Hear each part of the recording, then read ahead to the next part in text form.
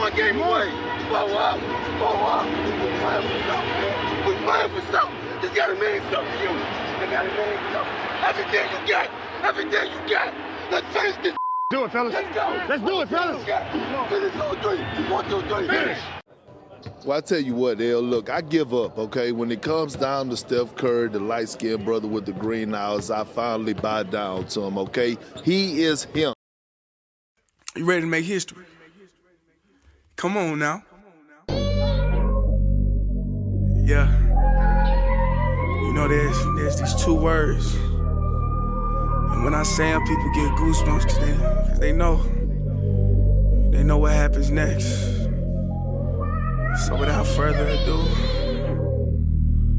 free smoke. Look, scared cause I'm drowning in silence with bad thoughts. These days I don't have nothing to say, man, the bag talks. I put in headphones on my driver. Pull up to the spot and give a good dick and Godiva. I can't lie, I'm uninspired.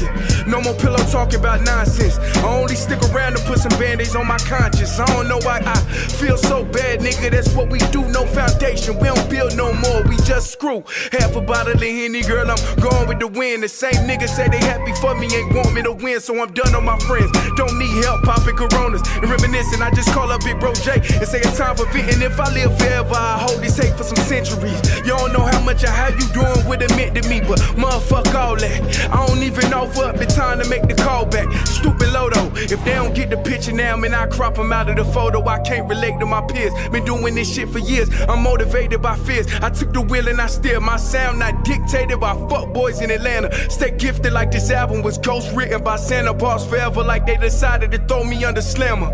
Every song's a hit like they picture me underhanders. I could drop a million songs, but they never gon' understand us. Soapbox sermons for niggas never giving chances. Fight our whole lives to get these weak ass advances. Work twice as hard for the shit that they getting handed. And this ain't even nothing we chose, nigga, we branded. Still can't tell why all of these niggas mad at me. I'm trying to get 100 so I can put my team on salary. Give it all to the art, man, I turn my life to a gallery. Man, damn, what a fucked up masterpiece. 1100 shots and I swear, man, I felt them all. If we ain't even good on our blocks, man, who can we call? Pre-decline state of mind, we broke crabs in the barrel. Got us fighting our folk, man, this shit just a life of peril. You view this season as a failure? Oh my God. Okay, because I'm not that up. You asked me the same question last year, Eric. Okay, do you get the promotion every year on your job? No, right? So every year you work is a failure. Yes or no? No. Every year you work towards something, towards a goal, right? Which is to get a promotion, to be able to take care of your family, to be able, I don't know, provide the house for them or take care of your parents. You work towards a goal. It's not a failure. It's steps to success. Yo, the Colts is a dumbass organization, man, and I wanted to get that out before I started the video. But yo, what's good, yo? What's up with everybody, man? I hope everybody having a dope day. We got one more division left to do, but that ain't what this video is about. First off, though, before I start this video, I hope everybody having a dope day. Before I start this video, I want to talk about something. I just saw Mark Cuban said that, you know, he done traded guys who smoke too much, and I'm seeing Stephen A talking about it. And listen, I'm not telling you that you should hire employees that's doing nothing but smoking all day, drinking all that and all that. But I'm about tired of hearing these white owners punish players for not just being athletes, bruh. These owners are not just owners. They have multiple endeavors outside of sports, and they do multiple things off the court.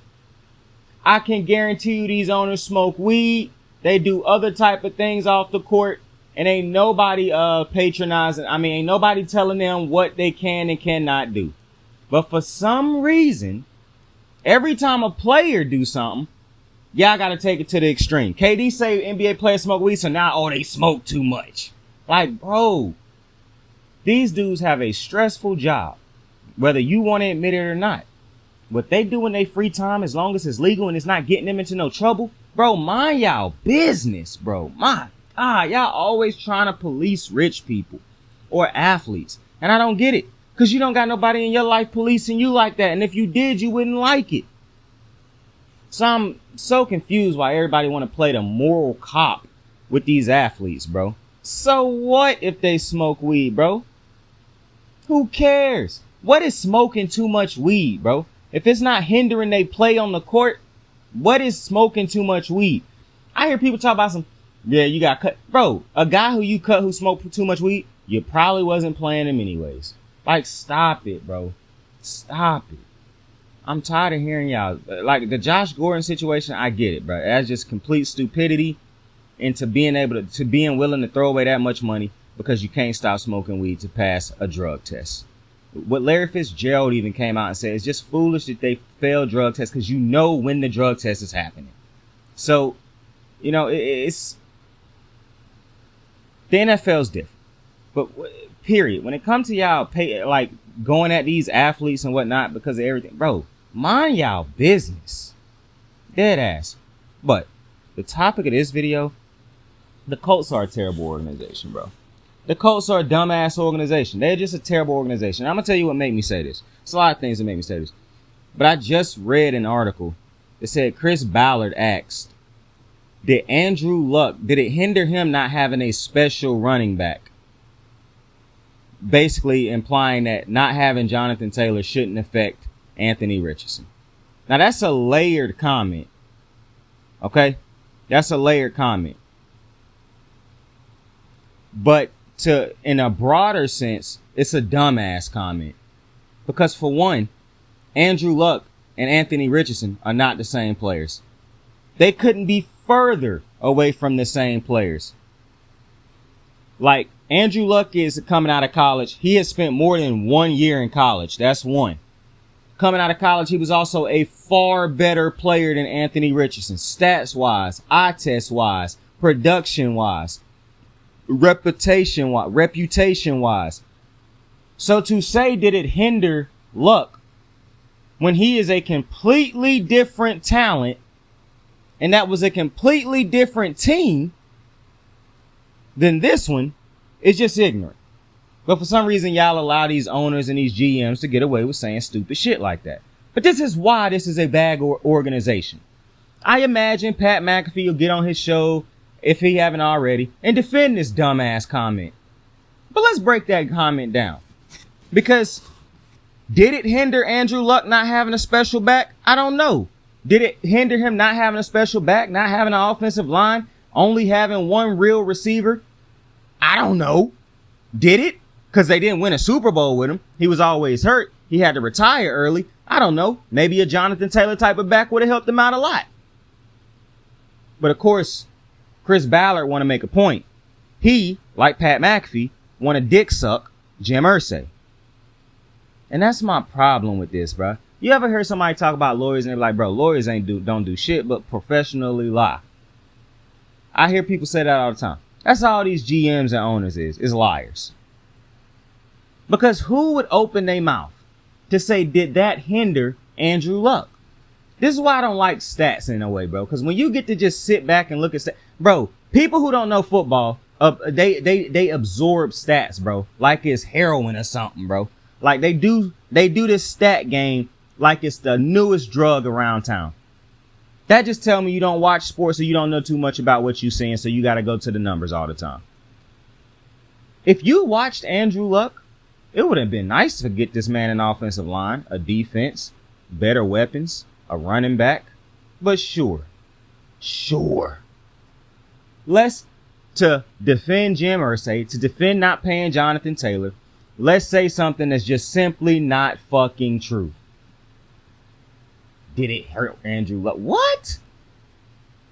And, to make a comment like that, for one, I'm just so sick of this organization disrespecting Jonathan Taylor for no damn reason. This is why I get irritated when I see a bunch of people go at athletes when they want their money. Because you love an athlete when they following in line. But as soon as they want better for themselves, you start to hate them. What has Chris Ballard done? As a matter of fact, now we're speaking of what has Chris Ballard done to earn it? Because I always hear people talk about how great a GM he is. Pat McAfee be on his penis heavy over the last couple years. What has Chris Ballard done over the last? What Super Bowl is on his ring? What is his resume? Because it's real funny that people keep calling in Jonathan Taylor's resume into question what he did last year, he deserved this and that. What has Chris Ballard done? Run through a plethora of bad quarterbacks? Run through a plethora of bad coaches at this point? Offensive line in shambles now? Defense in shambles now? No real weapons on the offensive side of the ball now? And a quarterback who did not have a lot of experience in college is now who Chris Ballard is banking on turning this franchise around. For any other GM, you understand this is a bad organization with a bunch of dumbass moves being done. But for some reason, because everybody like Pat McAfee, we ignore it. And you let this organization get away with saying some of the dumb shit that they done said over the last 2 months. From the comments Jim Irsay done made, the comments that Ballard done made, the comments Pat done made. Just a dumb ass organization that is bullying a player at this point because they know they got the fan base on their side. It's disgusting. I don't know how the NFL ain't stepped in. I don't know how the players union. This is why I always say the players union in the NFL is of no use. I don't know how they ain't stepped in and done something about this situation. Jonathan Taylor is so very clearly being bullied in this situation, bruh. It's nothing this man can do. But fans continue to go at this man because Pat McAfee goofy ass get on his network, on his show, and go at Jonathan Taylor also. Tell you that he a bad person, that he the reason the team in shambles. He the reason dudes doing dumb shit and gambling and shit like that. What kind of person do something like that? It's shocking to me that Pat done turned into that. But it's not shocking to me that Chris Ballard, somebody with no real great resume, who people keep overhyping, can come out and say something like that. Bro, Andrew Luck carried that Colts team. You shouldn't be celebrating the Andrew Luck era. Because that was a failed era because of what you didn't do for Andrew Luck. But sure, did not having a special running back hinder Andrew Luck? Bro, these dudes a bunch of nerds, man. I'm trying to tell you, bro. I tell you, boy. They all rich, but boy, I tell you, they all a bunch of bitches, man. I'm telling you, bro. That go for Jim, that go for Pat, and that go for Chris Ballard. And I actually like Pat, bro. But just like I had to tell my homeboys when they acting like bitches, yo, y'all acting like some bitches. And that's exactly how those three is acting, like a bunch of bitches, ganging up on Jonathan Taylor, trying to make everything seem like it's his fault. This is a trash ass organization, bro. They done let this team go into shambles since losing Peyton Manning, a guy who they should have never gotten rid of in the first place. But we always get an excuse because Andrew Luck. But then they wasted that man's career. And the fans had the nerve to boo Andrew Luck on the way out. And not Chris Ballard and Jim Irsay and all that was done around him or not done around him. It's crazy. And now, and this is what's so crazy to me. Because if you're a Colt fan, you should be furious. All you done seen the last couple years is this team underachieve.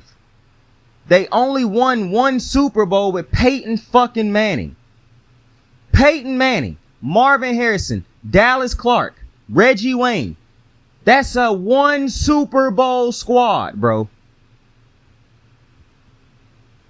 Dwight Freeney, Robert Mathis, Bob Sanders. One Super Bowl in a decade plus in Indy. No Super Bowls with Andrew Luck. And just, trash and misery ever since that. But we hold this team in such high regard. But if you really look at how drastically this team has underachieved. And we listen to Pat McAfee every day boost this team up, try to tell us what a great owner Jim Irsay is. Maybe if Jim Irsay didn't care about collecting shit so much and care more about collecting shit on the field to actually get to a Super Bowl, maybe the team would be better. Maybe it'd be a better ran organization. I don't know how we keep letting teams who had a generational talent and a roster full of talent get away with saying that that's a great organization. At one point in time, maybe it was. because the talent on the team demanded that. But now, because of what that talent did, we still living on to what they accomplished. The Colts haven't been a great organization in years. But you kept giving them a pass. We kept giving them a pass. And now they get to do Jonathan Taylor like this. And one of the more poorly ran organizations over the last couple years is getting a pass once again. Jonathan Taylor, I could care less if he said he was a team player. He wanted to be a part of the team and the rebirth of the team. He also wanted his money and imagined that saying that would have helped him get paid. Because y'all love when the players pander to the owners and whatnot and to the fans when it's no money attached. Y'all love that. But when the player got to do it and get his money, then, now it's a problem. So, and it's so funny to me that Pat McAfee can keep going to Jonathan Taylor, but his money ain't wrapped up in this. Mind you, like he liked to say, he was a punter, not a running back. So I don't even know why Pat McAfee keeps speaking on this issue, since he clearly don't understand it from a different perspective. He too biased. He got his lips wrapped too far around Jim Irsay's piece. Clearly, this situation should be above his head at this point. Jim Irsay is a terrible owner. Chris Ballard is a terrible GM. But sure, let's keep overhyping him. The Colts are a terrible organization, and they get worse by the year. I'm at the point where this team is ran by a bunch of jackasses and a bunch of dumbasses. And for some reason, like I said, nobody in the media will really go at these dudes. They keep telling you, Jonathan Taylor, you got to know the market and this and that. Well, how about you sit down and actually talk about how terrible an organization this is?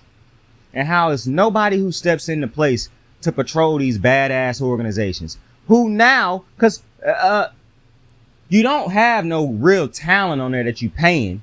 Unless it's, you're talking about Leonard, Shaq, and one of the offensive linemen that might have been paid who probably ain't really living up to the contract no more. So it's funny to me that when people run around saying, running backs can't make this much. Who on this team is making that much anyways? Who on that team is worth anything near at their position what Jonathan Taylor is worth at his position? Because if we're being honest, it's been a decline in the last 2 years for Shaq. There's been a decline the last couple of years for that offensive line. I said it before. Y'all love to talk about when the quarterback got to rely on people and they play like shit. Y'all blame it on those people. But Jonathan Taylor is very reliant on that offensive line being good. They were garbage. But sure, that's Taylor's fault. I don't understand it. It's an LL situation for Taylor, man. I hope he can end up finding a way to get out of this dumbass situation off this dumbass team. Because my goodness, I wouldn't even be surprised if after he get released, he let off a couple tweets at Pat McAfee dickhead ass. But with that being said, I'm trying to stop really calling out people, bro. But man, when I see ignorant shit like that, bro, I can't help it, man. Cause bro, these athletes all making these dumbass podcasts and stuff like this, bro, talking about a bunch of nothing, bro. How about y'all make these dumbass podcasts and actually make them worth something? All right. How about making these for the player empowerment, trying to get legit messages out? How about y'all use these platforms to go at these dumbass analysts, whether it be former athletes or whatever, who in the media saying ridiculous shit? Oh, that's right. Because y'all do the same shit on y'all podcast. It's a wicked game right now, yo. That's why y'all got to tune in to me. Because I'm here for it, bro. I'm bringing real sports back. But with that being said, I appreciate y'all for joining me on another episode of Kicking It with Saint. I will have the AFC North episode come out very soon. I appreciate you for joining me. Tell somebody you fuck with them. Tell somebody you love them. You can be anything in this world. Choose to be kind to somebody tonight, today, this afternoon, whenever point in time. Like, subscribe, share. I really, truly do appreciate it. We're building something over here. And you being a part of it mean the world to me. Saint out. I got the moves like hot sauce. Lil' mama taking the top off. I'm laying down getting topped off. After this, you know she getting knocked off. I know she loving the money, so I keep on thumbing and thumbing. She say she horny when she taking shots, so I keep them coming and coming. Now I'm putting dick in her tummy. Scoop her up like I'm raking her something. You would think shawty ran track, the way that she running and running. You getting dumber and dumber, you out here chasing the bone. After she finished from giving me dome, the Uber is taking her home. Tight.